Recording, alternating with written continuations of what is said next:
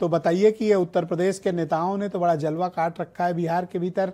क्या फीडबैक आपको इनकी रैलियों से मिल रहे हैं, इनकी रैलियों में आने वाली भीड़, इसकी वजह, और दूसरा बिहार ने पहले चरण का वोट डाल दिया है, क्या तय किया है बिहार के लोगों ने अपने लिए?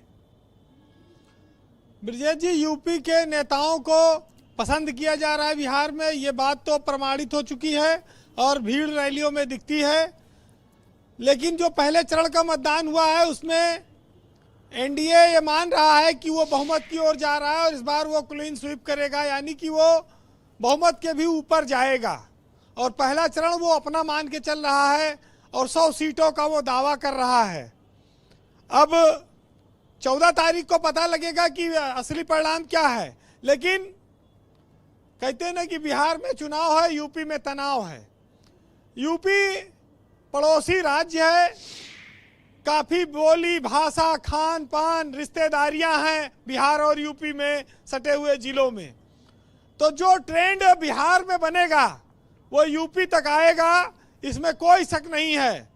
तो ये राज्यों, बिहार का रुझान उत्तर प्रदेश के दो भविष्य के चुनाव के लिए एक रोड मैप दिखाएगा, एक तस्वीर दिखाएगा कि वहाँ क्या होने वाला है यूपी में आगे। देखिए, योगी आदित्यनाथ मुख्यमंत्री हैं, लेकिन वो पहले हिंदुत्व के एक बड़े नेता हैं और उनकी छवि राष्ट्रीय स्तर पर बड़े नेताओं में लगातार उनकी बढ़ती जा रही, उनका कद बढ़ रहा है। उनको सुनने के लिए, देखने के लिए लोग आते हैं। यूपी के बाहर ज़्यादा भीड़ जा रही है, तो ये साफ है कि वो राष्ट्रीय फलक पर उनकी बहुत मजबूत पकड़ है। बीजेपी उनकी अधिक से अधिक सभाएं लगा रही है इसी भीड़ को देखकर। तो जब अगर एनडीए जीतेगा तो उसमें योगी का भी योगदान बहुत बड़ा होगा, इसमें कोई शक नहीं है। वैसे अखिलेश यादव दूसरी तरफ हैं जो टक्कर दे रहे हैं। एक बात आपने जो कही कि नीतीश कुमार की सभा से ज्यादा भीड़ योगी की सभा में है, तो योगी एक चमत्कारिक नेता के तौर पर बिहार में देखे जा रहे हैं और एक सख्त नेता और एक बुलडोजर वाली जो उनकी छवि है अपराधियों के खिलाफ, कानून व्यवस्था के मुद्दे ने उनको चमकाया है। और इसीलिए बिहार में भी शायद लोग ये सोचते हैं कि अब योगी की ही तरह कोई ऐसा व्यक्ति आएगा। हालांकि नीतीश कुमार 20 साल से मुख्यमंत्री हैं, अगर वो फिर बनने का मौका पाएंगे तो फिर बनेंगे। देखिए, नीतीश कुमार अच्छे नेता, मुझे कोई इसमें दो राय नहीं, लेकिन जो मजा चाहिए ना बिहार के लोगों को वो योगी स्टाइल वाला चाहिए, इसलिए ज्यादा भीड़ आ रही है। क्योंकि जब देखिए राज्य पिछड़ा हो, ज्यादा दबंगई का बोलबाला हो, हाँ, अमीरी और गरीबी का अंतर हो, तो लोग ऐसे नेताओं को पसंद करते हैं जो दो टूक फैसला करे। आर या पार वाले लोग पसंद करते हैं नेताओं को, तो योगी को लोग उस नजरिए से देखते हैं। लेकिन दूसरी ओर अगर आप देखें तो अखिलेश यादव भी राष्ट्रीय स्तर पर जितनी भीड़ जुटा रहे हैं, शायद विपक्ष में उनके कद के बराबर कोई नेता इस समय दिखाई पड़ता हो।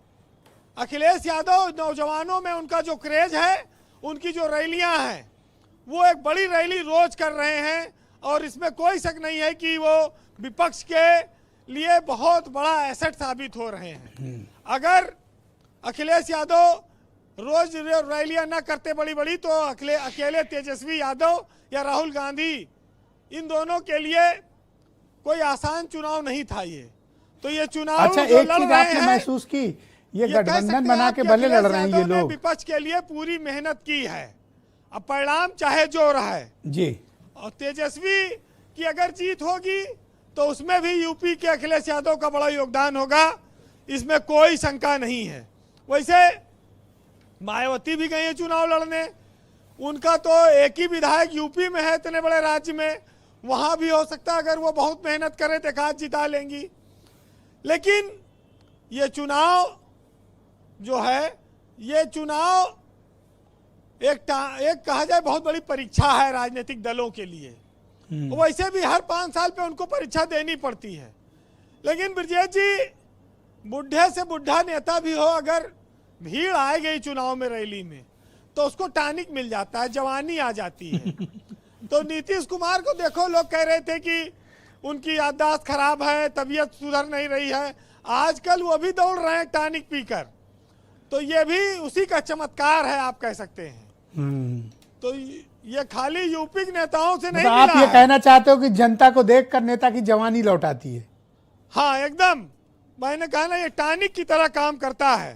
और सबसे बड़ी बात यह है कि बिहार के बहुत सारे युवा रोजगार के लिए उत्तर प्रदेश आते हैं और उत्तर प्रदेश के नेता वोट मांगने इन दिनों बिहार जा रहे हैं।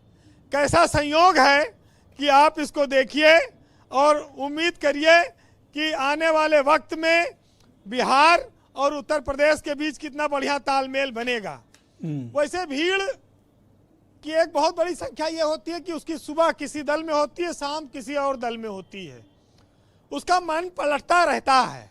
तो आखिरी तक वो मन बरकरार रह जाए, ये भी बहुत बड़ी बात होगी। जी वीरेन जी, वैसे बिहार में जो लोग जीत का दावा कर रहे हैं उनको 14 तारीख को पता लगेगा और लोकप्रियता भी बिहार में किसकी कितनी है ये भी पता लगेगी। लेकिन एक चीज है, कांग्रेस 58 सीटों पर लड़ रही है। अगर कांग्रेस कम सीटें लेती तो शायद विपक्ष का ज्यादा फायदा होता। अब देखिए बाकी पब्लिक अरे निर्णायक सुरेंद्र है। राजपूत स्टूडियो में झगड़ा कराओगे क्या? ऐसे ही नाराज बैठे हैं, अब आप ये सब बोलोगे तो झगड़ा हो जाएगा। उन्होंने अब कह रहे हो कम सीट लेनी चाहिए। सुरेंद्र जी का खैर ये वो जानते हैं कि जनता में अभी कांग्रेस की पकड़ कमजोर है, लेकिन उनके हौसले बुलंद हैं। आप इसकी तारीफ करिए। फिलहाल आप बराबर कर रहे हो कह के। फिलहाल Complete जिस करिए तरह जी, से complete उन्होंने कहा कि चूहा पुल कुतर देता है, चूहा शराब पी जा रहा है, तो ऐसे हालातों पर रफीक सादानी ने एक बड़ा अच्छा शेर लिखा है जियो बहादुर खद्दरधारी नाम से।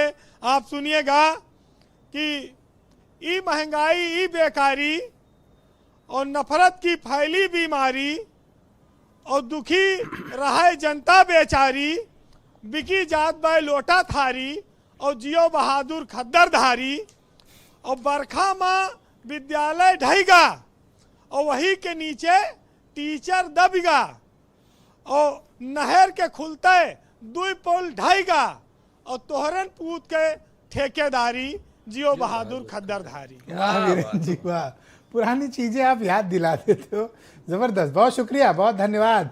आपने जो फीडबैक, ओपिनियन और पॉलिटिकल ऑब्जर्वेशंस हमें उपलब्ध कराया, बहुत धन्यवाद आपका बहनों भाइयों।